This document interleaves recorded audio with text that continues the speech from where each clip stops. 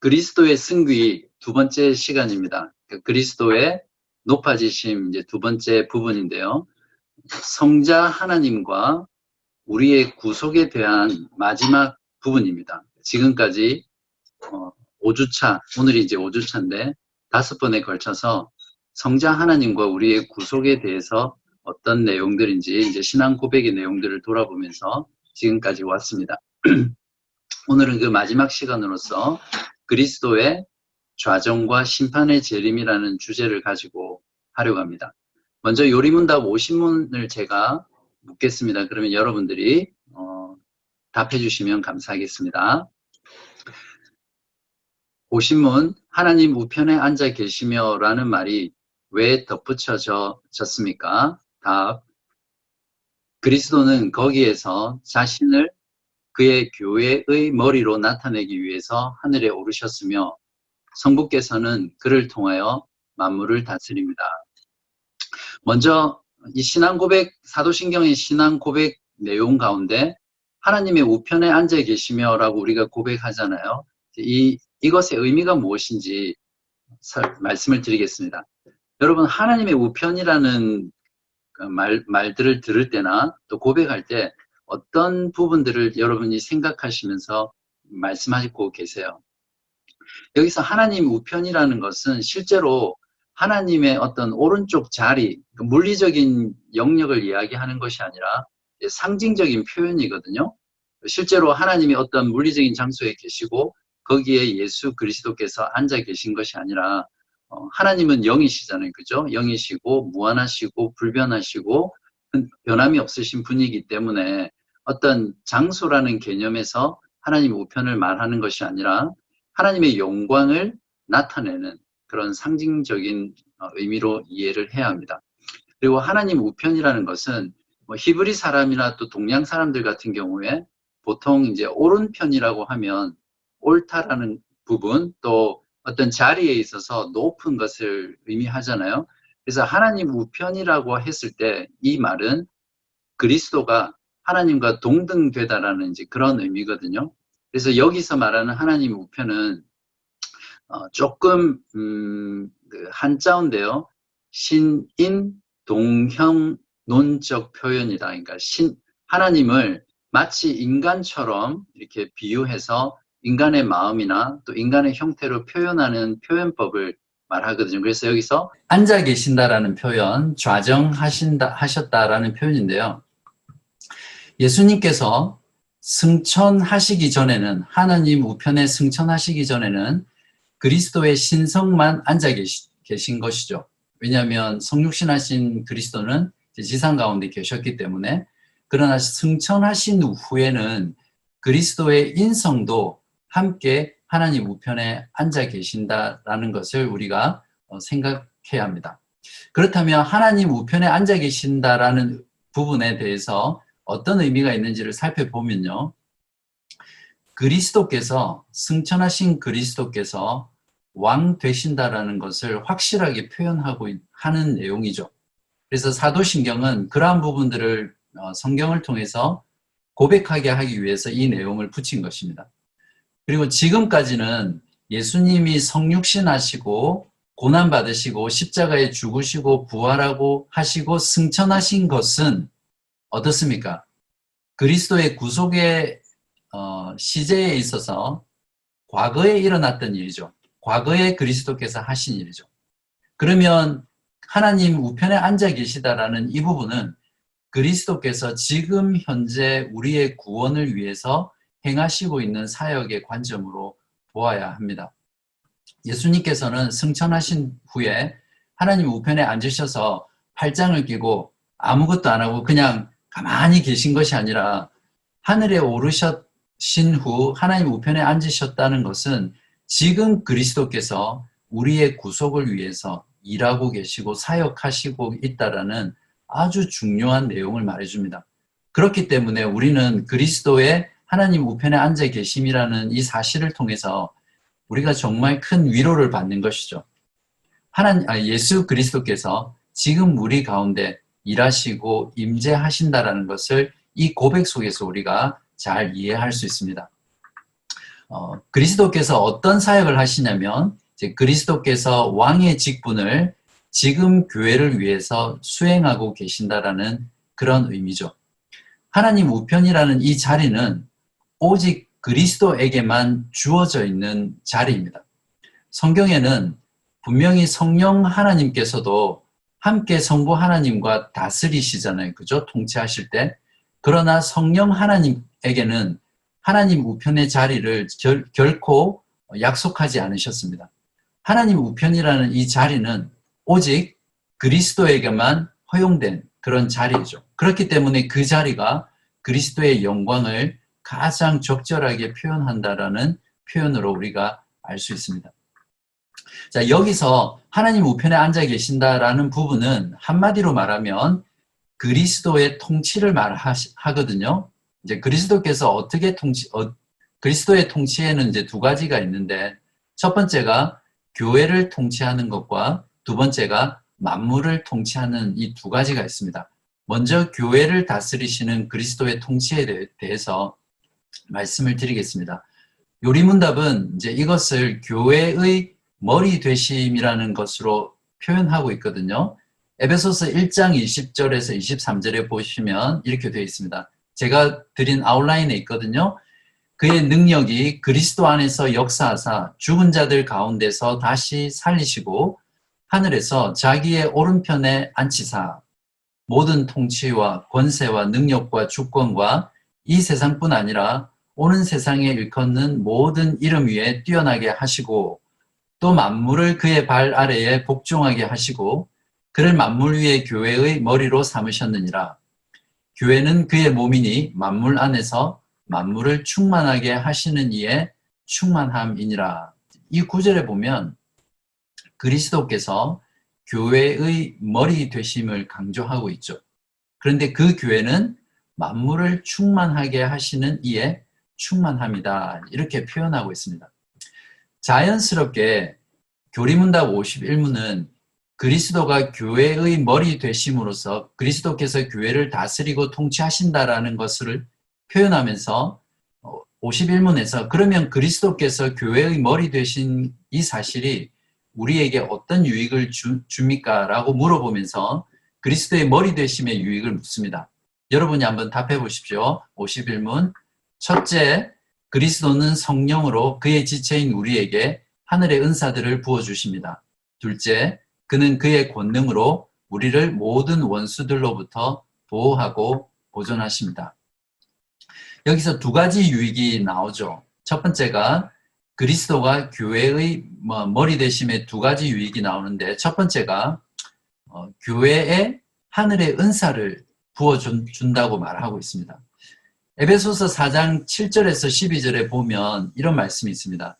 우리 각 사람에게 그리스도의 선물의 분량대로 은혜를 주셨나니 그러므로 이르기를 그가 위로 올라가실 때에 사로잡혔던 자들을 사로잡으시고 사람들에게 선물을 주셨다 하였도다. 올라가셨다 하였은즉 땅 아래 낮은 곳으로 내리셨던 것이 아니면 무엇이냐. 내리셨던 그가 곧 모든 하늘 위에 오르신 자니 이는 만물을 충만하게 하려 하심이라. 그가 어떤 사람은 사도로 어떤 사람은 선지자로 어떤 사람은 복음 전하는 자로 어떤 사람은 목사와 교사로 삼으셨으니 이는 성도를 온전하게 하여 봉사의 일을 하게 하며 그리스도의 몸을 세우려 하심이라.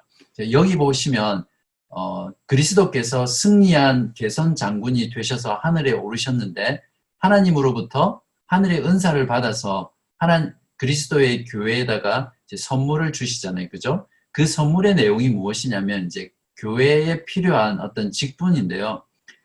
복음 전하는 자, 목사와 교사, 사도, 이제 선지자, 이런 직분자를 이제 교회에 이제 선물로 주셨다. 이렇게 표현하고 있습니다. 이것이 그리스도께서 하늘에 오르셔서 하나님께 받아서 교회에게 주시는 이제 하늘의 은사로 표현되어 있습니다. 사도행전 2장 33절에 보시면 하나님이 오른손으로 예수를 높이심에 그가 약속하신 성령을 아버지께 받아서 너희가 보고 듣는 이것을 부어주셨느니라. 사도행전 2장은 오순절에 그러니까 성령이 강림하는 사건을 보고 거기에 모였던 수많은 사람들이 뭐 술에 취했다든지 이제 이상하게 생각할 때 베드로가 너희들이 보는 그 성령은 그리스도께서 약속하신 대로 하늘에 오르셔서 하나님께 받아서 너희들에게 주는, 우리에게 주는 성령이다. 이렇게 설명을 해주는 장면이거든요. 이 두 구절에서 우리가 알 수 있는 것은 누가 하늘의 은사를 주십니까? 그리스도께서 주시죠. 누구에게 주시죠?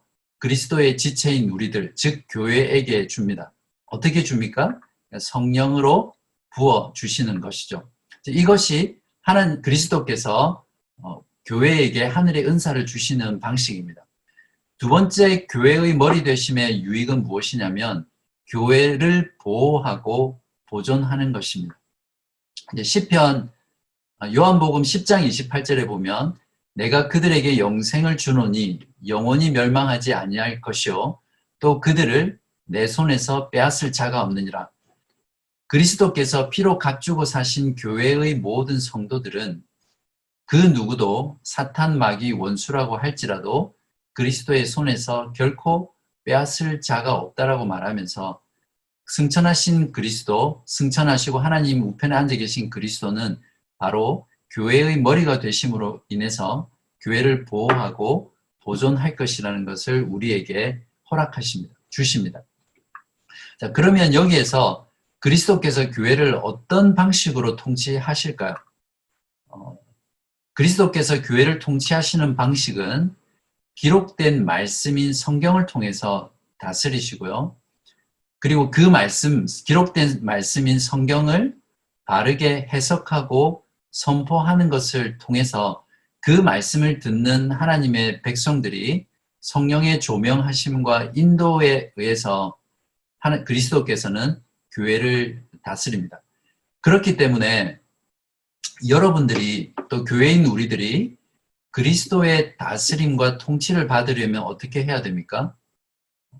그리스도께서 교회를 통치하는 방식에 따라서 그리스도의 말씀을 듣고 그 말씀에 순종함으로써 그리스도의 다스림 가운데 들어가는 것이죠. 그래서 하나님의 말씀이 선포되고 가르치고 전해질 때 또 여러분이 말씀을 듣고 읽고 묵상하실 때 성령께서 그 말씀을 여러분에게 깨닫게 하시고 들려주실 때 그 말씀을 거부하게 되면 단순히 그 말씀을 거부하는 것이 아니라 그리스도께서 교회를 통해서 여러분들을 다스리는 그 다스림을 거부하는 것과 마찬가지입니다. 그렇기 때문에 우리는 말씀을 들을 때 그것을 어떻게 들을 것인지 주의해서 들어야 하고 들은 말씀을 우리가 순종함으로써 그리스도의 통치를 받는 그런 성도가 되는 것입니다. 두 번째 그리스도의 통치의 부분은 무엇이냐면 이제 첫 번째가 그리스도가 교회를 통치하시는 부분이죠. 두 번째는 이제 그리스도께서 만물을 통치하는 것이다. 이제 이렇게 말하고 있습니다. 첫 번째 그리스도께서 교회를 통치한다라는 것은 이제 신학적으로 그 교회를 은혜의 왕국으로 보고 은혜의 왕국을 다스리는 부분이라고 표현하고요. 그리고 만물을 다스리는 부분은 이제 권능의 나라라고 해서 하나님의 권능으로 통치하는 영역입니다. 요리문답은 그리스도의 만물의 통치를 어떻게 설명하고 있냐면 성부 하나님께서 통치하시는데 성부 하나님께서 직접 통치하지 않으시고 어떻게 통치하신다고요?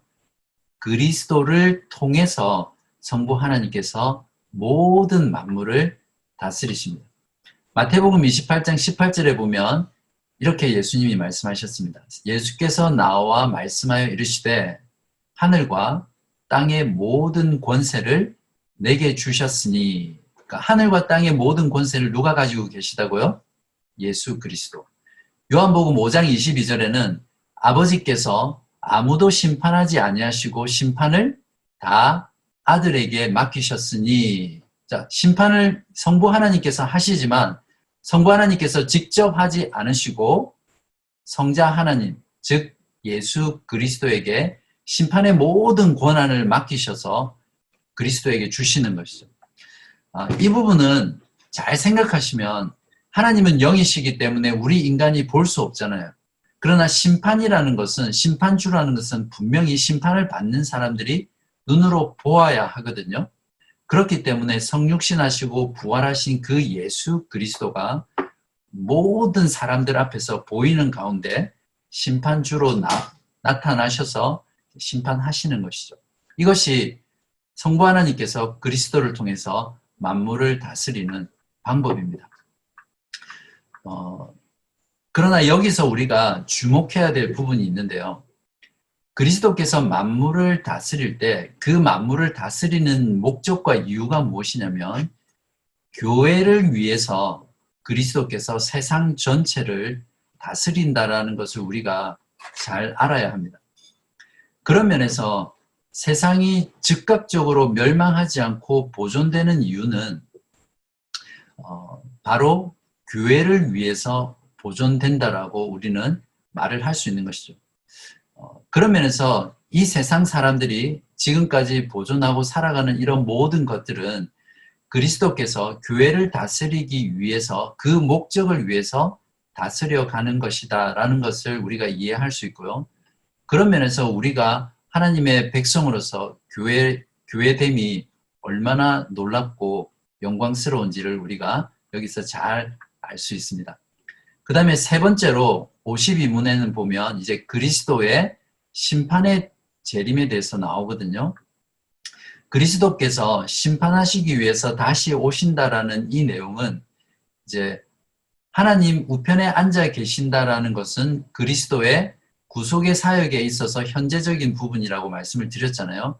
심판의 재림은 그리스도의 구속의 미래적인 사역입니다. 그리고 구속의 사역의 완성이라고 우리가 이해할 수 있습니다. 한 번 더 정리하면 그리스도의 구속의 사역, 구원의 사역을 시간의 흐름으로 우리가 다시 한번 정리를 하면 그리스도께서 성육신 하시고 이 땅 가운데 사시면서 마지막에 고난 받으시고 십자가에서 죽으시고 장사 지낸 바 되시고 음부에 내려가셨다가 부활하시고 승천하신 것까지는 그리스도의 과거의 사역이시죠.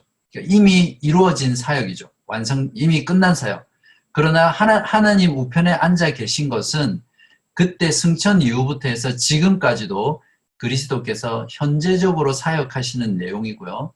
그리스도께서 다시 오셔서 심판하시는 것은 그리스도의 미래적인 사역이다. 이렇게 이해하시면 그리스도의 사역이 잘 정리가 될 것입니다. 자, 그러면 이 52문을 제가 읽겠습니다. 여러분이 답해 보십시오. 그리스도께서 살아있는 자들과 죽은 자들을 심판하러 오실 것은 당신에게 어떠한 위로를 줍니까? 답, 내가 어떠한 슬픔과 핍박을 당하더라도 전에 나를 대신하여 하나님의 심판대 앞에 서시사 내게 임한 모든 저주를 제거하신 바로 그분이 심판자로서 하늘로부터 오시기를 머리 들어 기다립니다.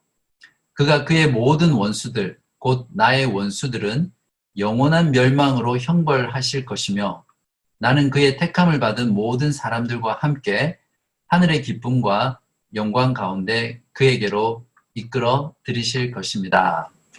심판에 대한 내용입니다. 그냥 단순히 심판이 아니라 심판의 재림이라는 부분인데요.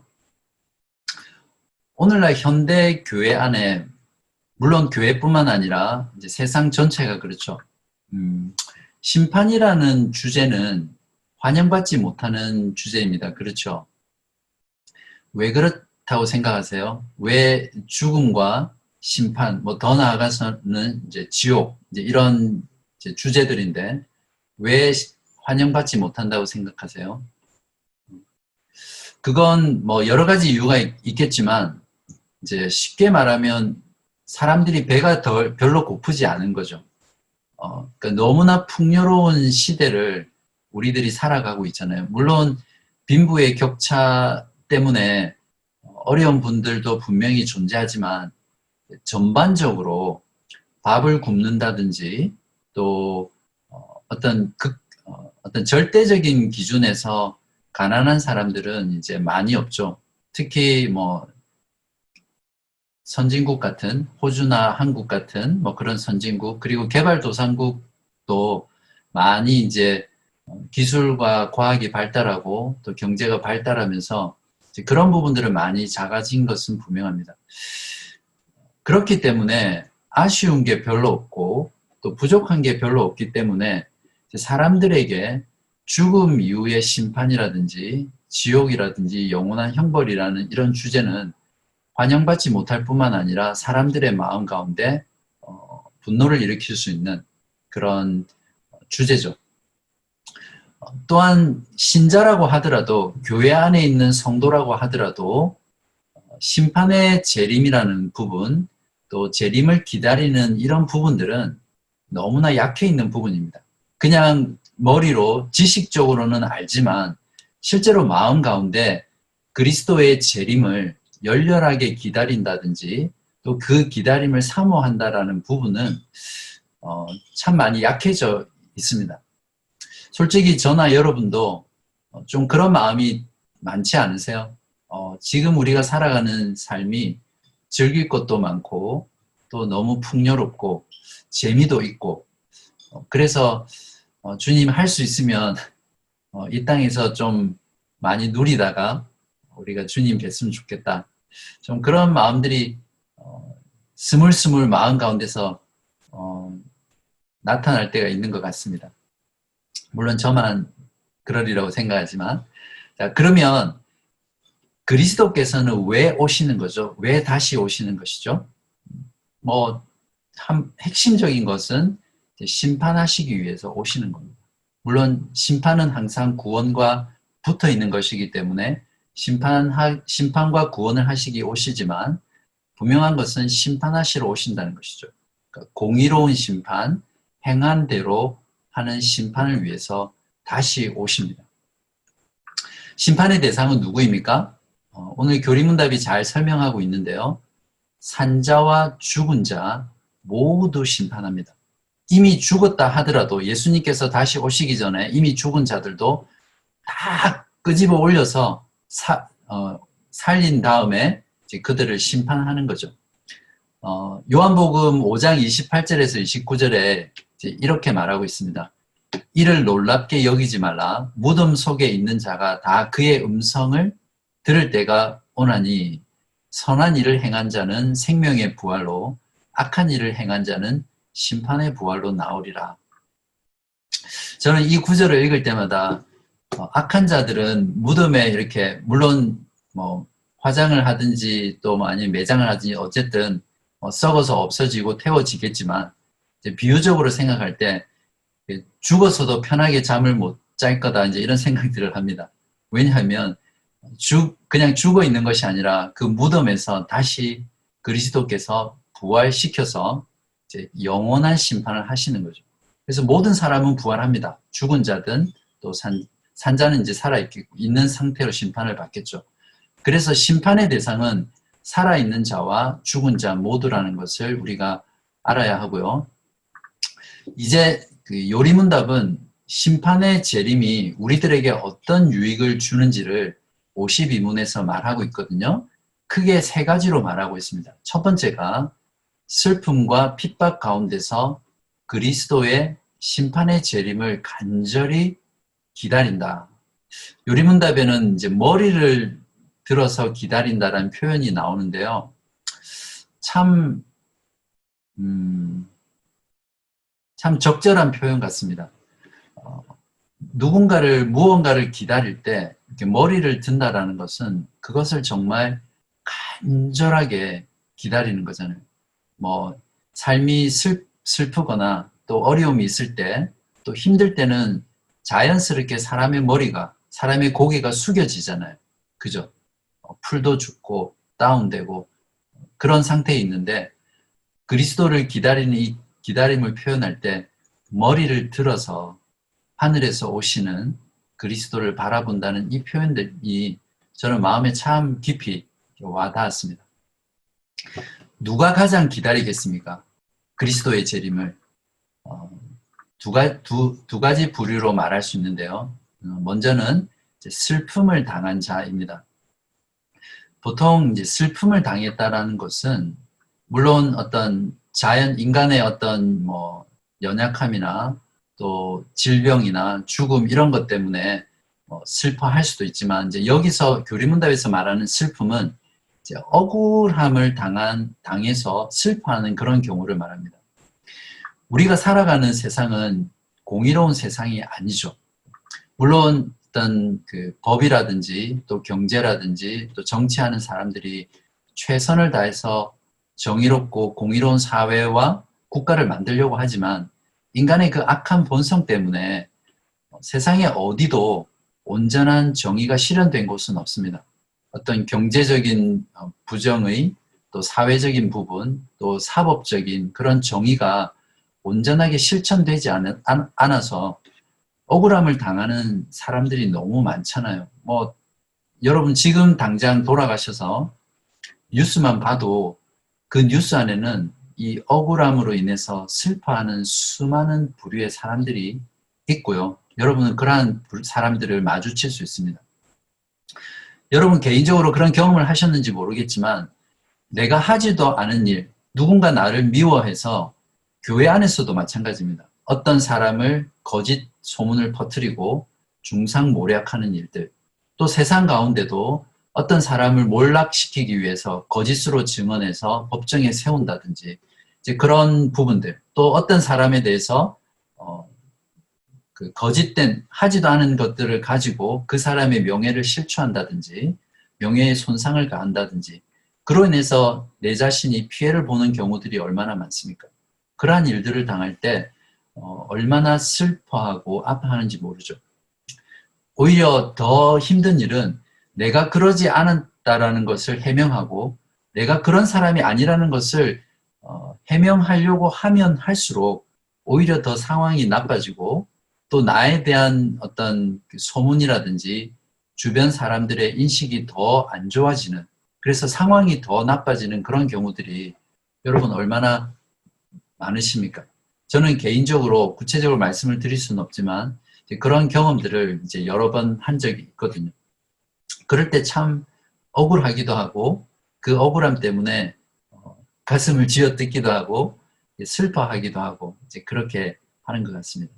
또 어떤 재판에서 억울한 판결을 받고 자기가 하지 않았는데 사형 선고를 받아서 심지어는 사형까지 당하는 그런 부분들. 그리고 사회의 어떤 구조적인 악으로 인해서 돈이 많고 빽이 있고 힘이 있는 사람들은 이제 재판에서도 잘 이렇게 형을 제대로 살지 않잖아요. 그죠?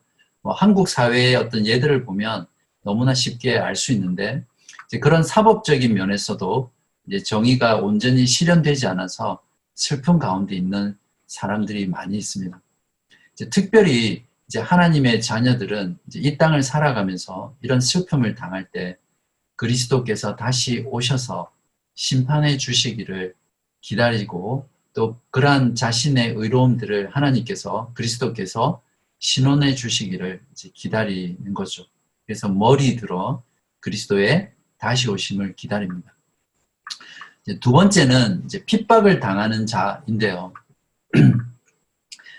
그리스도를 왕으로 인정하지 않고 그리스도의 다스림을 거부하는 세상에서 그리스도를 믿고 살아가는 그리스도인은 당연히 핍박을 당할 수밖에 없습니다. 그리스도인으로 산다는 것 자체가 이 세상에서 살아갈 때 고난의 연속이고 핍박의 연속이고 또 내적인 그 고통의 연속입니다. 그렇기 때문에 이러한 신앙으로 인해서 핍박을 받는 성도들은 그리스도의 재림을 기다리게 되겠죠. 한번 돌아보십시오. 여러분 마음 가운데 정말 내가 그리스도의 재림을 사모하고 기다리는 마음이 약하거나 부족하다면 지금 여러분이 이 땅을 살아가면서 주님으로 인해서 또 주님을 믿는 그 신앙으로 인해서 말씀을 따라 순종해 나감으로 인해서 받는 내적인 고통이든 내적인 고난이든 외적인 외부로부터 오는 핍박이든 이제 그런 것들이 굉장히 약하다라고 볼 수 있는 거죠. 그러니까 신앙의 씨름, 신앙의 싸움, 신앙의 전투가 별로 많이 없다라는 것을 이제 이렇게 보여주는 이제 그런 부분이 될 겁니다. 계시록 6장 8절에서 11절에 보면 이제 이런 핍박당하는 성도들의 마음이 잘 표현되어 있거든요. 계시록 6장 8절에서 11절에 다섯째 인을 떼실 때 내가 보니 하나님의 말씀과 그들이 가진 증거로 말미암아 죽임을 당한 영혼들이 제단 아래에 있어 큰 소리로 불러 이르되 거룩하고 참되신 대주제여 땅에 거하는 자들을 심판하여 우리 피를 갚아주지 아니하시기를 어느 때까지 하시려 하나이까 하니 각각 그들에게 흰 두루마기를 주며 이르시되 아직 잠시 동안 쉬되 그들의 동무 종들과 형제들도 자기처럼 죽임을 당하여 그 수가 차기까지 하라 하시더라. 주님께서는 우리 피를 갚아주지 아니하십니까? 라고 하소연하는 이 성도들의 탄식을 듣고 이렇게 표현하시는 거예요. 너희들의 동무 종들과 형제들도 너희들처럼 또 그리스도처럼 죽임을 당해서 그 수가 차기까지는 그대로 두시는 거죠. 그렇기 때문에 그리스도를 따르는 그리스도인의 삶의 이 땅 가운데 삶의 아주 본질적인 부분은 바로 이러한 핍박이 우리들의 삶 가운데 있는 것입니다. 우리가 이러한 핍박 가운데 있을 때에 그리스도를 정말 머리 들어 사모하면서 기다리게 되겠죠. 기다리는 자의 절절함에 대해서 또 다른 성경은 이렇게 표현하고 있습니다. 로마서 8장 23절에서 24절인데요. 그뿐 아니라 또한 우리 곧 성령의 처음 익은 열매를 받은 우리까지도 속으로 탄식하여 양자 될 것, 곧 우리 몸의 속량을 기다리느니라. 우리가 소망으로 구원을 얻었음에 보이는 소망이 아니니 보는 것을 누가 바라리요. 빌립보서 3장 20절에는 그러나 우리의 시민권은 하늘에 있는지라 거기로부터 구원하는 자 곧 주 예수 그리스도를 기다리노니.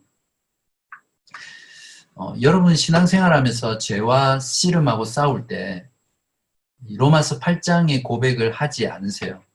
정말 내 몸의 연약함, 어떤 육신을 입고 있기 때문에 내 안에서 육신의 정욕과 성령의 소욕이 서로 싸우는데 그때마다 성령의 소욕을 따라가지 못하고 육신의 소욕에 져서 육신의 소욕대로 살면서 내 자신의 모습으로 고난하고 고통할 때 정말 내 몸이 그리스도의 몸처럼 변화되어서 구속될 날을 간절히 기다리시지 않으세요? 이런 면에서 어떤 내 안의 내적인 싸움, 내적인 전투에 있어서도 그리스도인은 그리스도의 재림을 간절히 기다리게 되겠죠. 그러면 누구를 기다립니까? 당연히 그리스도, 우리의 중보자 되시고 구원자 되시고 또 심판자이시면서 심판자이신 그리스도를 기다리겠죠. 이 그리스도는 어떤 분이세요? 나를 대신해서 하나님의 심판대 앞에 서셔서 내가 받아야 될 모든 저주, 그것을 예수 그리스도께서 받으심으로 제거하신 분이죠.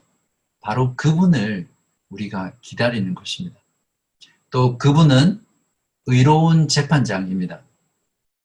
세상의 모든 재판장은 따지고 보면 그들이 법정 앞에 서서 재판을 받은 경험이 없는 사람들이잖아요. 그렇기 때문에 어떤 사람을 재판할 때 정말 공의롭게, 의롭게 재판하는 데 있어서는 한계를 가지고 있는 것이죠. 그렇기 때문에 세상의 재판장들은 뇌물을 받고 잘못 판결하기도 하고 사람의 외모를 보고, 즉 빽이 없거나 힘이 없거나 가난한 사람들, 사회적인 약자들을 판정할 때는 공평하게 판정하지 못할 때가 많습니다. 그러나 우리의 재판장이신 예수 그리스도는 의로운 재판장이신데요. 그분 자신이 억울한 재판을 당하셨잖아요. 죄가 없으신데, 심지어는 빌라도, 그러니까 재판장이신 이방인 재판장인 빌라도를 통해서도 그가 죄가 없다라고 선언 받으셨는데도 결국에는 사형죄로 선고받고 사형을 당하시잖아요. 그리고 자신의 죄가 아니라 자신의 원수인 우리들의 죄, 죄인들의 죄를 대신해서 죽으셨잖아요. 이 땅 가운데 이보다 더 억울한 재판과 억울한 죽음을 당한 존재는 아무도 없잖아요. 그렇기 때문에 그런 억울한 재판과 죽음을 당하신 예수님은 얼마나 의롭게 재판하시겠습니까? 바로 그 사실 앞에서 우리는 그리스도의 그 심판은 정말 의로우신 재판이라는 것을 확신할 수 있습니다. 디모데후서 4장 8절입니다. 이제 후로는 나를 위하여 의의 면류관이 예비되었으므로 주 곧 의로우신 재판장이 그날에 내게 주실 것이며 내게만 아니라 주의 나타나심을 사모하는 모든 자에게도니라. 그리스도께서 심판주로 다시 오셔서 재판하실 때는 가장 공의롭게 심판하시고 그리스도를 믿고 그리스도의 나타나심, 다시 오실 것을 사모하는 우리 모든 하나님의 백성들에게 의의 면류관을 주시고 또 약속하신다는 것을 이 말씀을 통해서 우리는 확신할 수 있습니다. 자, 그러면 예수님께서 어떻게 재림하시는지 재림의 방식에 대해서 간단하게 살펴볼게요. 첫 번째는 부활하신 몸 그대로 오십니다. 너희들이 하늘로 올라가는 것을 본 그대로 다시 하늘에서 임하실 것이다라고 말하잖아요. 우리가 이 부분을 잘 알아야 합니다. 예수님은 어떤 영으로 임하시는 것이 아니라 죽음 가운데 부활하신 몸, 그리고 그 몸 그대로 승천하시는 것을 보았잖아요. 그 몸 그대로 하나님 우편에 앉아 계시다가 다시 오시는 것입니다. 그리고 은밀하게 아무도 모르게 갑자기 보이지 않는 곳에서 나타나는 것이 아니라 모든 사람이 볼 수 있게 가시적으로 나타나실 것입니다. 또한 그분은 지금 하나님 우편에 앉아 계신 그곳으로부터 이 땅 가운데 임하십니다. 그래서 그것이 이제 사도신경 고백 가운데 저리로서 산자와 죽은 자를 심판하러 오신다라는 내용, 그 저리로서입니다. 그리고 그리스도의 재림은 큰 영광 가운데 오실 것입니다. 그리스도께서 이 땅 가운데 오실 때 얼마나 비천하게 오셨습니까? 그리고 이 땅 가운데 사실 때 얼마나 비참하게 사셨습니까? 그리고 십자가에서 죽으실 때 얼마나 비참하게 죽으셨습니까? 그렇게 낮아지신 그리스도는 이제 부활하고 승천하셔서 다시 오실 때는 온 천하 만민이 볼 수 있는 그 영광 가운데 다시 재림하실 것입니다. 그리고 그리스도의 재림은 단번에 공개적으로 재림하실 것입니다. 마태복음 24장 27절에 번개가 동편에서 나서 서편까지 번쩍임 같이 인자의 임함도 그러하리라. 그렇게 표현하고 있습니다. 또 그리스도의 재림은 갑자기 도적같이 일상 가운데 나타난다라고 성경은 말씀해 주고 있습니다. 한 가지 부분을 말씀드리면 마태복음 24장 38절에 홍수 전에 노아가 방주에 들어가던 날까지 사람들이 먹고 마시고 장가들고 시집가고 있으면서 그 말 그대로 여기서 이제 일상을 표현할 때 어떤 걸 표현합니까? 먹고 마시고 장가들고 시집가고 그냥 일상이죠. 지금 우리 모두가 하고 있는 일상이잖아요. 그러한 일상 가운데 그리스도께서 갑자기 도적같이 임하실 것입니다. 그러므로 재림을 기다리는 자의 삶의 방식은 세 가지로 제가 말씀을 드리고 싶은데요. 먼저는 깨어 있어야 합니다. 왜죠? 그리스도의 재림은 갑자기 도적같이 일상 가운데 나타나기 때문이죠. 데살로니가전서 5장 6절에는 그러므로 우리는 다른 이들과 같이 자지 말고 오직 깨어 정신을 차릴지라 그렇게 말하고 있습니다. 우리는 모든 성도, 재림을 기다리는 모든 성도는 그리스도께서 언제 오실지 모르기 때문에 항상 깨어 있어야 합니다. 저 개인적으로도 이것이 참 잘 안 돼요. 왠지 그리스도께서는 내가 살아있는 동안은 잘 오실 것 같지 않고 그냥 지금 우리들이 사는 세상을 보면 예수님께서 언제 오실까 이제 이런 생각들을 많이 하게 되는데 성경을 보면 볼수록 특히 마태복음 24장이라든지 또 데살로니가 전후서 같은 부분 요한계시록을 보면 예수님께서 언제 오실지 모른다는 것, 즉 예수님의 재림이 굉장히 가까이 있다라는 것들을 많이 느끼거든요. 그렇기 때문에 우리들은 늘 깨어 있어야 합니다. 정말 지금 이 순간 오실 수도 있고요. 내일 오실 수도 있고 코로나가 끝나기 전에 오실 수도 있다라는 그런 전제 가운데 우리가 늘 자지 말고 영적으로 깨어 있어야 하는 것이죠. 두 번째는 자 그렇기 때문에 이제 너무 극단으로 빠져서 예수님이 이제 곧 오실 거니까 내가 지금 이 땅을 살아가는 이 삶은 의미가 없어. 그래서 집 팔고 다 정리하고 뭐 저희 교회는 그런 곳이 없지만 뭐 산에 모여서 성도들끼리 주님의 재림을 기다려야 된다. 이제 이렇게 하면 뭐 되죠? 예. 옛날에 다미성교회처럼 이제 이단이 되는 거죠. 성경은 항상 두 가지를 같이 말하거든요. 깨어 있어야 하지만 그래서 주님이 당장이라도 오실 것처럼 오실 것이라고 믿고 준비해야 되지만 또한 동시에 우리가 주님이 언제 오실지 모르기 때문에 오늘 하루 지금 나에게 맡겨진 일에 충성을 다하는 것이 재림을 기다리는 자의 마땅한 삶의 방식이라고 가르쳐 주고 있습니다. 마태복음 24장 43절에서 46절에 보시면 너희도 아는 바니 만일 집주인이 도둑이 어느 시각에 올 줄을 알았더라면 깨어 있어 그 집을 뚫지 못하게 하였으리라. 이러므로 너희도 준비하고 있으라. 생각하지 않은 때에 인자가 오리라. 이렇게 하면서 깨어 있을 것을 강조하고 있는데요. 이어서 42절에 보면 충성되고 지혜 있는 종이 되어 주인에게 그 집 사람들을 맡아 때를 따라 양식을 나눠줄 자가 누구냐? 주인이 올 때에 그 종이 이렇게 하는 것을 보면 그 종이 복이 있으리로다. 그러니까 자기에게 맡겨진 종으로서 맡겨진 그 역할들을 주인이 올 것을 대비해서 충실하게 수행하는 것이 지혜로운 종이고 주인에게 너는 복받은 자다라고 칭찬받는 종입니다.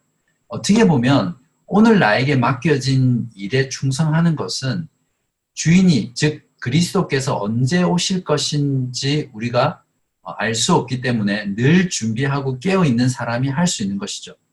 오늘 우리에게 주어진 가정에서 남편으로서 아내로서 부모로서 자녀로서 우리에게 주어진 역할들이 있잖아요. 또 직장에서 또 사업터에서 내가 해야 될 일, 맡겨진 일, 그 모든 것이 사실은 하나님께서 우리에게 주신 지금 있으라고 하신 소명의 자리이거든요. 또한 여러분이 교회에서 맡고 있는 어떤 분은 세워주기 그룹 리더일 수도 있고 어떤 분은 그룹의 멤버일 수도 있고 어떤 분은 운영위원, 어떤 분은 또 다른 뭐 봉사, 또 식당 봉사, 또 여러 가지 역할들이 있을 거예요. 여러분이 교회의 몸을 이루면서 맡고 있는 그 역할 하나하나 그런 것들이 지금 그리스도께서 우리로 하여금 충성되게 지켜라고 주신 그리스도의 소명의 영역이고 깨어있는 재림을 기다리는 성도가 깨어있으면서 지금 해야 될 일이 바로 그런 모든 것들에 최선을 다해서 충성하는 것이 성경이 우리들에게 가르쳐주는 재림을 기다리는 자의 삶의 방식입니다. 다음으로 세 번째는 이제 말 그대로 예수 그리스도의 재림을 간절히 기다리는 거죠. 깨어서 맡겨진 일에 충성하면서 그리스도를 기다리지 않는다면 서로 맞지 않는 것이죠. 그런 삶을 사는 사람은 그리스도께서 속히 오시기를 간절히 머리 들어서 기다릴 수 있는 사람입니다. 그래서 깨어있고 맡은 바 충성을 다하고 그리스도를 간절히 기다리는 것이 재림을 기다리는 모든 성도의 삶의 방식입니다. 다음으로 심판의 재림의 두 번째 유익은 첫 번째는 무엇이었죠? 핍박과 핍박과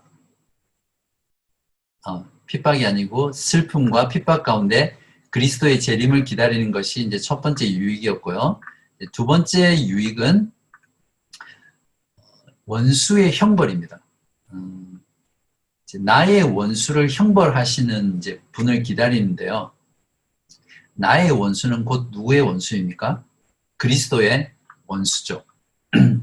그리스도께서 심판주로 다시 오셔서 원수를 형벌하시는데 그 형벌은 단순한 형벌이 아니라 영원한 멸망입니다. 그냥 멸망이 아니라 영원한 멸망을 하기 위해서 그리스도께서 오시는 것입니다. 바로 그것이 심판의 재림의 유익이라고 교리문답은 설명해 줍니다. 여러분 한번 생각해 보십시오. 만약에 죽음 이후에 심판이 없다라면 어떻게 될까요?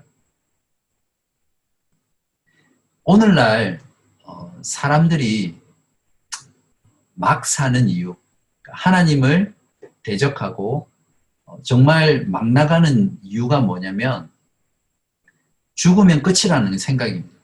죽음 이후에 하나님의 심판이 있다는 것을 생각하지 않습니다. 믿지도 않고요. 그러니까 이 땅의 삶이 전부이기 때문에 그들은 하나님을 두려워하지도 않고 겁이 없는 거죠. 그냥 막 살게 됩니다. 죽음으로 끝이라는 이런 사고와 생각을 가지고 사는 사람들은 이제 삶의 양식이 이제 크게 두 가지인데요. 이제 쾌락을 추구하게 되겠죠. 어차피 이 땅의 삶이 전부이면 이 땅에서 내가 할 수 있는 한 돈을 많이 벌어서 또 내가 가지고 있는 능력 범위 내에서 열심히 해서 이 땅에서 누리고 즐길 것을 다 누리다가 이제 가는 것이 가장 행복한 삶이잖아요. 그러니까 이 땅에서의 삶의 목표는 궁극적으로 어떤 그 도덕적인 선이라든지 또 온전한 어떤 그런 삶이라기보다는 즐거움, 쾌락, 또 자기 만족, 자기 성취를 위해서 살아가는 삶을 살게 됩니다. 그러니까 이 땅에서의 성공을 그렇게 많은 세상 사람들이 추구하게 되는 거죠. 그러다 보니까 모든 사람이 다 성공할 수는 없잖아요. 세상의 시스템이 그렇잖아요. 위에 있는 1%, 소수의 탑만이 성공할 수 있는 그런 구조이기 때문에 온 세상은 경쟁하는 사회가 되고 내가 성공하기 위해서는 다른 사람을 누르고 올라가야만 되는 그런 사회가 되다 보니까 서로 싸우고 갈등하고 부딪히고 착취하고 그런 정말 하나님 보시기에 암울한 그런 세상이 되죠. 그리고 이러한 죽음 이후에 심판이 없기 때문에 세상 가운데 윤리라든지 도덕적인 부분에서 큰 실종들이 도덕의 실종들이 찾아오게 됩니다. 또 한편으로는 이제 다른 양상인데 인생 자체가 이제 허무한 거죠. 의미가 없잖아요. 어차피 죽을 것이기 때문에 그렇게 아둥바둥 내가 열심히 살 이유도 없고 아무리 내가 수고하고 벌어봐야 사회는 불공평하고 그냥 내가 지금 있는 현실에서 그냥 적당히 살게 되겠죠. 또는 내가 할 수 있는 모든 것들에 손을 내려놓고 그냥 현실에서 도피하는 그런 삶, 그런 삶을 살게 됩니다. 그렇기 때문에 오늘날 시대가 어떤 중독이 많은 시대죠. 술이라든지 마약이라든지 도박이라든지 또 성적인 쾌락을 추구하는 것이라든지 또 생명을 경시하는 것이라든지 이런 모든 것들이 궁극적으로는 죽음 이후에 심판이 없다라는 그 생각이 깔려있기 때문입니다. 죽으면 끝이라는 생각. 그리고 죽으면 그냥 그저 막연히 뭐 좋은 데 가겠지. 이제 이런 생각에서 나오는 것이라고 할 수 있습니다. 만약에 우리 그리스도인의 입장에서 보면 죽음 이후에 심판이 없다면 그리스도인은 이 세상에서 가장 불쌍한 존재입니다. 맞습니까? 고린도전서 15장 19절에 이제 부활이 없다면 이제 그런 이제 바울이 전제를 하면서 설명하고 있는 부분인데, 즉 부활이 없다라는 것은 이제 심판이 없다라는 것하고도 일맥상통하죠. 이런 말씀이 있습니다. 만일 그리스도 안에서 우리가 바라는 것이 다만 이 세상의 삶뿐이면 모든 사람 가운데 우리가 더욱 불쌍한 자이리라. 이렇게 사도 바울이 말했습니다. 그런 면에서 그러므로 죽음 이후에 심판이 있다라는 것은 축복입니다. 동의하세요? 우리 그리스도인에게도 죽음 이후에 그리스도의 심판이 있다라는 것은 우리에게 큰 유익이 되는데 삶의 안일함과 나태함을 방지해 줍니다. 물론 우리가 그리스도께서 우리 심판하실 것이라는 것에 대해서 두려워서 막 죄 가운데 있다가 너무너무 무서워서 죄를 짓지 않아야지 이제 그렇게 하진 않지만 그리스도께서 우리의 행한 대로 심판하시고 상급을 주시고 또 심판하신다라는 것, 또 죄인들을 심판하신다라는 이 사실을 우리가 알게 되면 우리가 육신을 입고 있기 때문에 그런 육신적인 안일함과 나태함은 늘 찾아오잖아요.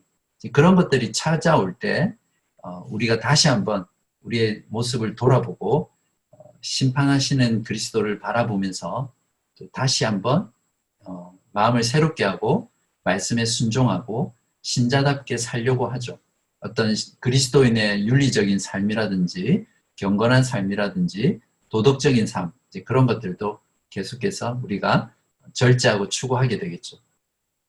또한 악인의 심판이 있다는 것을 우리가 알기 때문에 악한 자들이 또 불신자들이 이 땅 가운데서 너무 떵떵거리면서 잘 살고 또 악한 자들이 온갖 권모와 술수와 뇌물과 또 거짓된 방법으로 부를 축적하고 이 땅 가운데서 잘 살 때 심지어는 오래 살고 건강하게 살기까지 하고 또 죽을 때조차 아주 장렬하게 멋있게 죽는 그런 악인을 보면서도 우리가 부러워하지 않고 그런 걸로 인해서 우리가 억울해하지 않고 그냥 끝까지 만족하면서 자족하면서 이 땅 가운데서 믿음으로 살 수 있게 해주는 것이 심판이 있다라는 것을 우리가 확신할 때 할 수 있습니다. 또한 심판이 우리에게 축복이 되는 이유는 우리로 하여금 첫 번째하고도 비슷하겠지만 끊임없이 회개하는 삶을 살게 해줍니다. 그렇죠. 그래서 회개하는 삶을 우리가 매일매일 살아갈 때 그 삶은 우리로 하여금 이제 구원으로 인도하는 삶이 되는 것이죠. 한번 구원은 영원한 구원이 있기 때문에 내가 아무렇게나 살아도 돼 해서 그렇게 사는 성도는 없을 것입니다.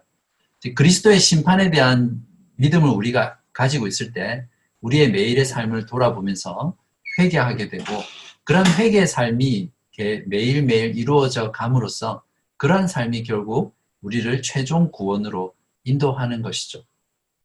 여기서 꼭 주의해야 될 부분은 우리가 회개하지 않고 또 하나님의 말씀에 순종하지 않고 살다 보면 결국 우리가 구원을 받았다 하더라도 구원을 받지 못할 수도 있다. 이것을 말씀하는 것이 아니라 구원의 현재적인 부분들을 말씀드리는 겁니다.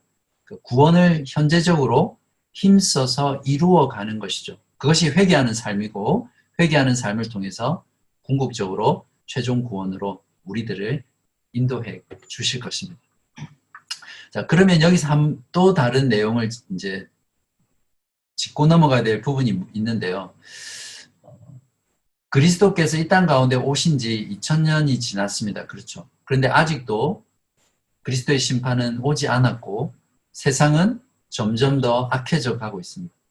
이런 모습을 볼 때 특별히 어떤 억울함 가운데 신음하고 슬픔 가운데 핍박 가운데 있는 성도들 같은 경우에 왜 그리스도의 심판은 자꾸만 연기되는 것일까? 왜 오지 않는 것인가?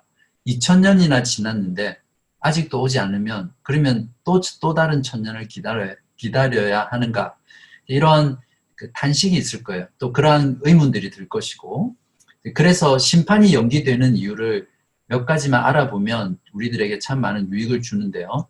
먼저는 심판을 연기함으로써 하나님이 택한 하나님의 백성들, 경건한 자들, 하나님의 성도들을 믿음과 소망과 인내 가운데 있게 하기 위함입니다. 마치 이스라엘 백성들을 노예였던 출애굽시켜서 바로 약속의 땅 가나안으로 보내지 않으시고 40년 동안 광야에서 뺑뺑이를 돌리시잖아요.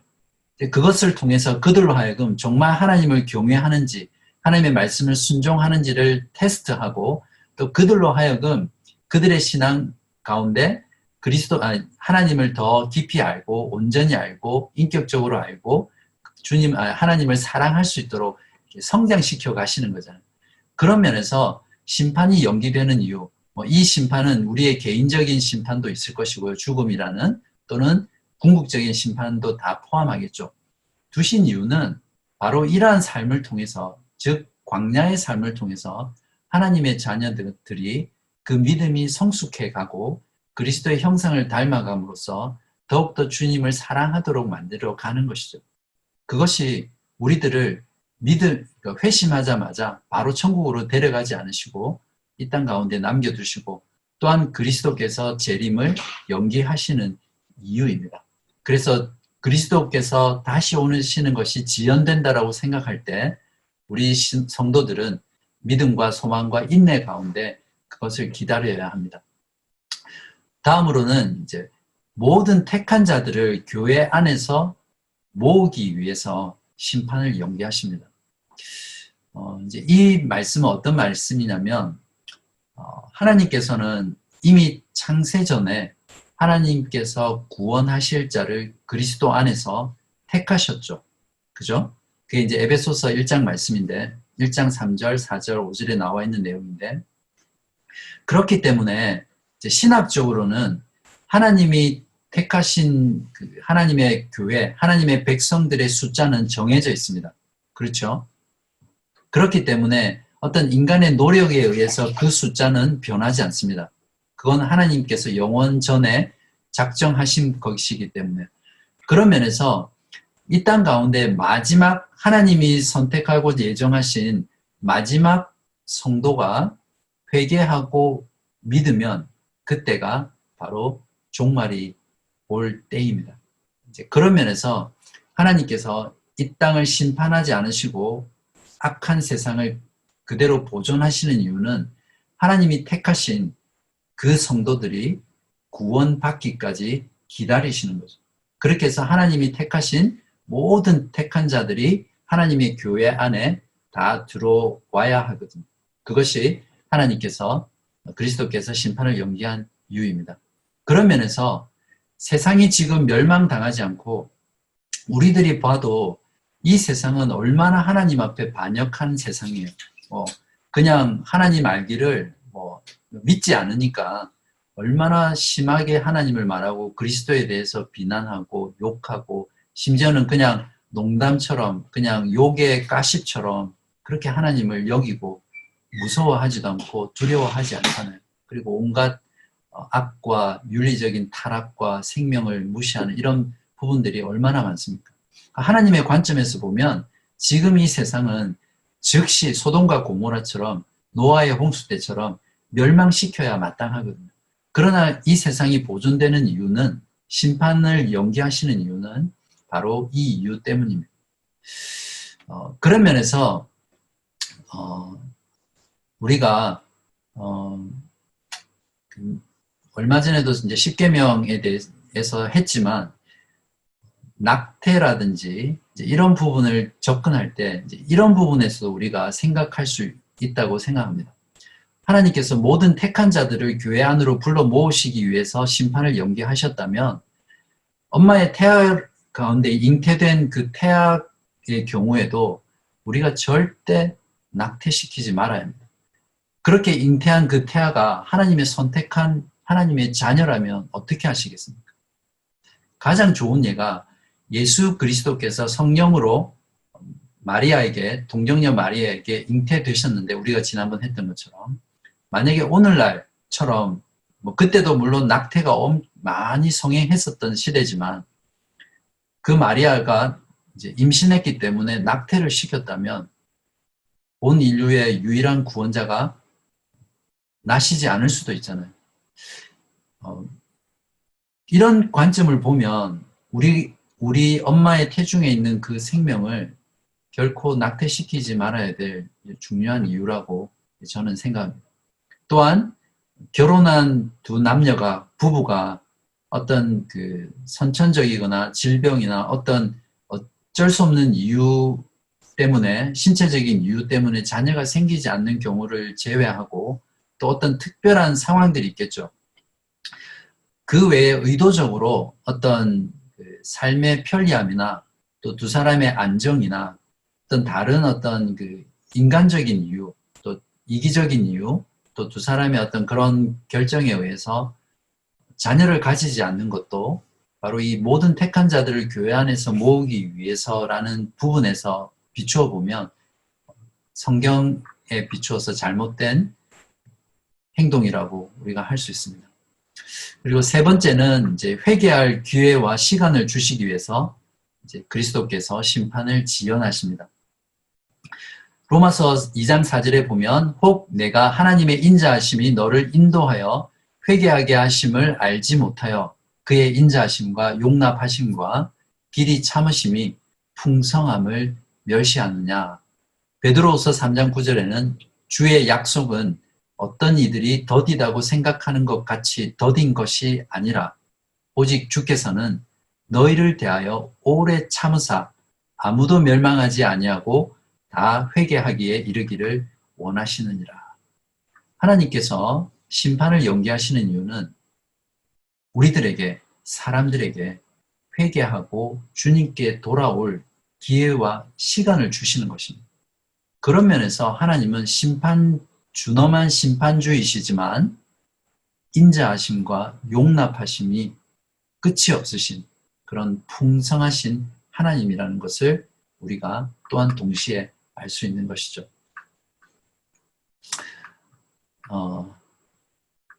네 번째는 이제 심판을 사모하는 이유에 대해서 제가 준비를 했는데요.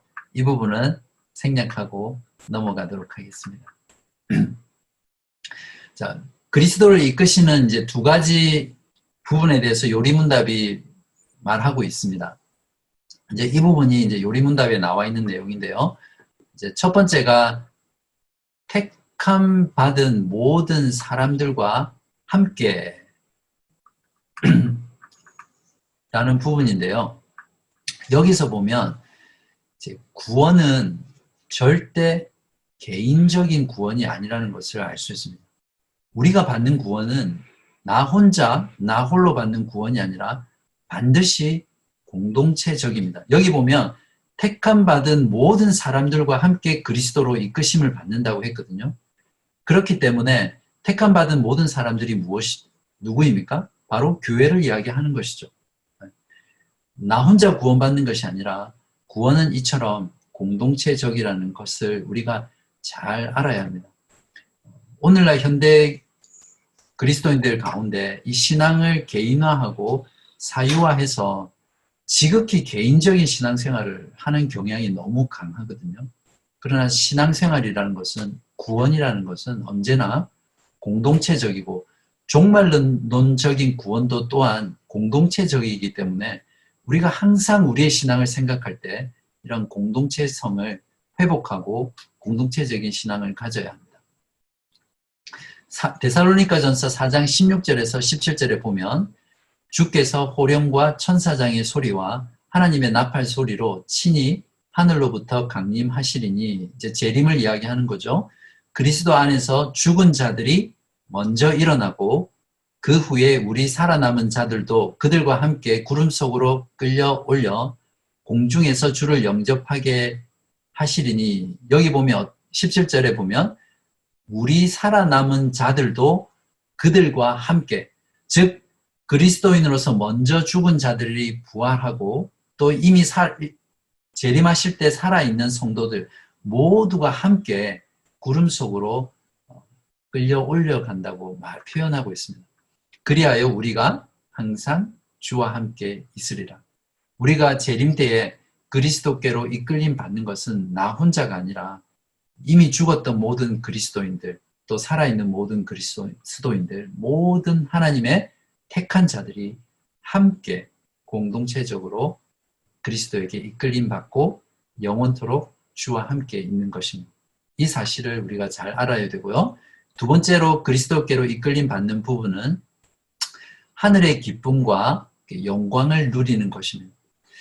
하이델베르크 요리문답 원문을 보시면 이제 영원한 형벌의 멸망을 이야기할 때는 던져진다라는 표현을 쓰고 있고, 또 하나님의 백성들의 구원을 표현하는 부분에 있어서 부분은 이제 이끄심이라는 두 단어로 서로 대조하면서 표현하고 있습니다. 그러니까 악인들은 영원한 형벌에 멸망 가운데 던져버리고, 하나님의 재림을 기다리는, 그리스도의 재림을 기다리는 주의 백성들은 주님께로 이끄시는 이 표현으로 절묘하게 대조하고 있습니다. 데살로니가 후서 1장 7절에서 10절에 보면 환난을 받는 너희에게는 우리와 함께 안식으로 갚으시는 것이 하나님의 공의시니 주 예수께서 자기의 능력의 천사들과 함께 하늘로부터 불꽃 가운데에 나타나실 때에 하나님을 모르는 자들과 우리 주 예수의 복음에 복종하지 않는 자들에게 형벌을 내리시리니 이런 자들은 주의 얼굴과 그의 힘의 영광을 떠나 영원한 멸망의 형벌을 받으리로다. 그날에 그가 강림하사 그의 성도들에게서 영광을 받으시고 모든 믿는 자들에게서 놀랍게 여김을 얻으시리니 이렇게 말씀하고 있습니다. 잠깐만요.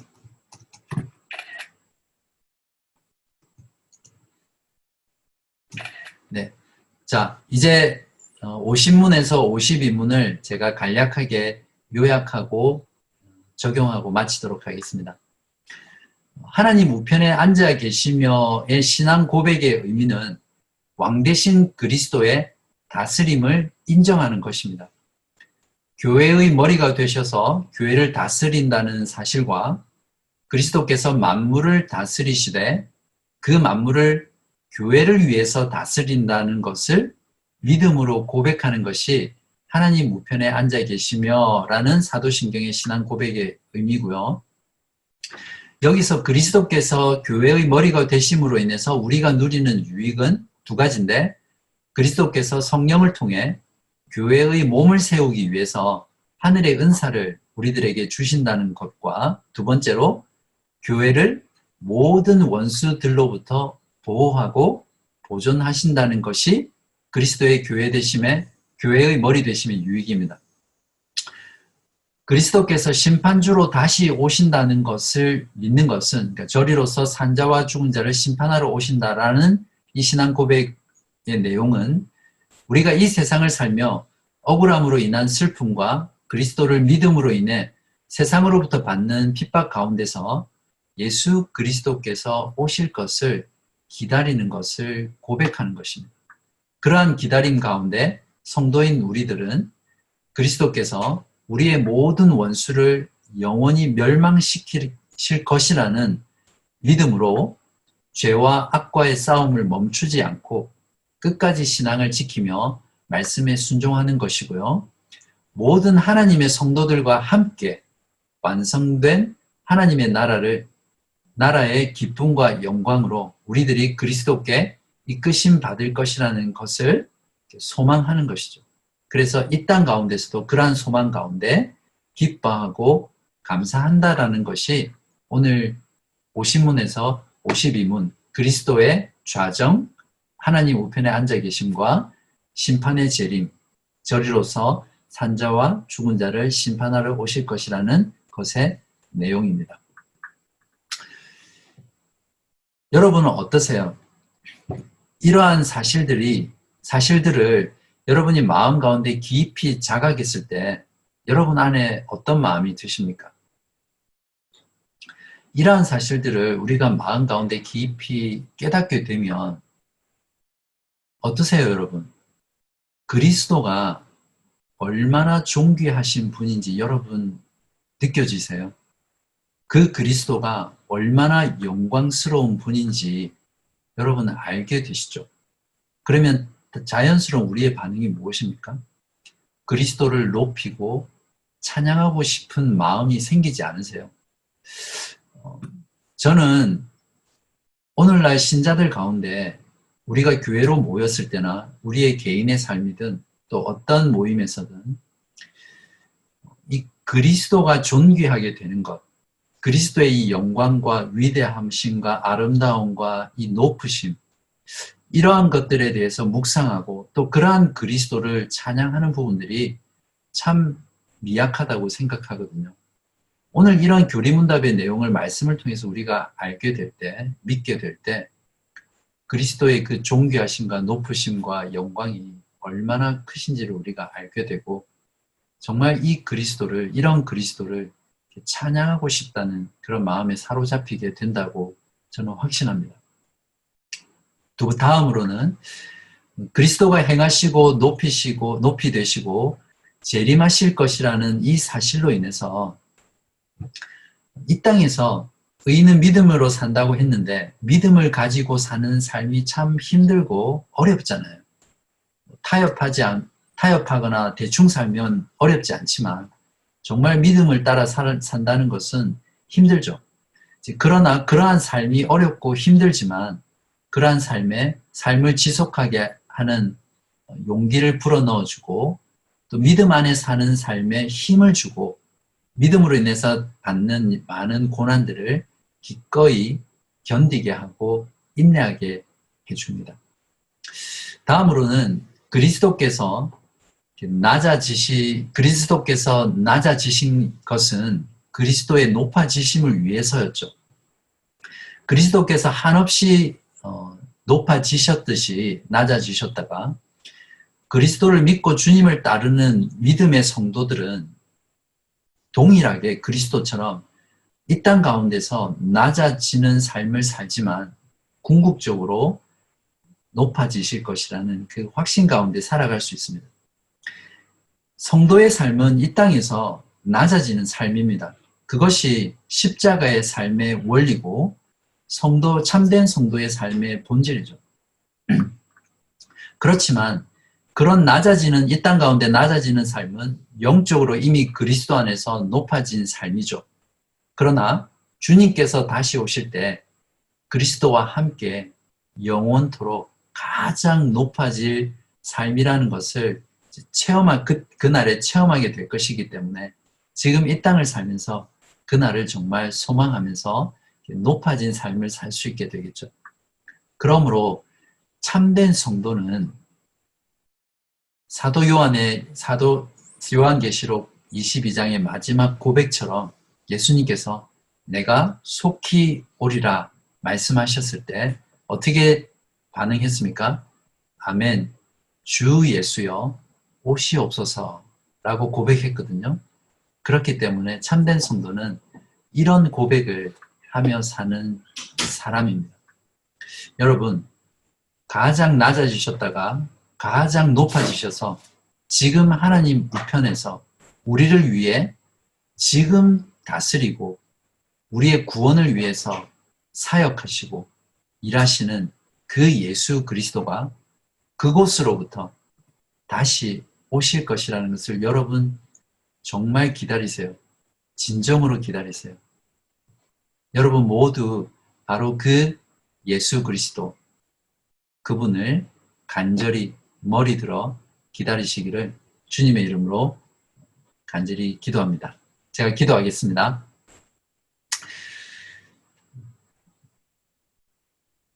살아계시고 역사하신 하나님 아버지, 이 시간 그리스도의 그 영광과 존귀하심과 위대하심과 아름다우심과 영원하심을 소리 높여 찬송합니다. 오늘 말씀을 통해서 그리스도께서 얼마나 높아지셨으며 이미 과거에 이루신 그 구원의 사역으로 끝이 난 것이 아니라 하나님 우편에 앉아 계셔서 지금도 우리들의 구원을 위해서 역사하시고 사역하시고 교회와 만물을 다스리시는 분이심을 찬송하며 감사를 드립니다. 이 사실 앞에 우리가 위로받게 하시고 확신 가운데 믿음을 따라 살아갈 수 있도록 도와주옵소서. 예수 그리스도께서 심판의 재림으로 이 땅 가운데 다시 오실 것이라는 그것이 우리들의 삶에 얼마나 큰 유익을 주는지 다시 한번 깨닫게 해주셔서 감사합니다. 아버지 하나님, 오늘 우리들이 들은 이 말씀을 가지고 진정으로 우리의 주 예수 그리스도를 우리의 머리를 들어 어떠한 상황과 환경 가운데서도 어떠한 슬픔과 아픔 가운데서도 또 어떠한 즐거움과 기쁨 가운데서도 간절히 기다리는 저희 모두 되게 하여 주시기를 우리 주 예수 그리스도 이름으로 기도하옵나이다. 아멘.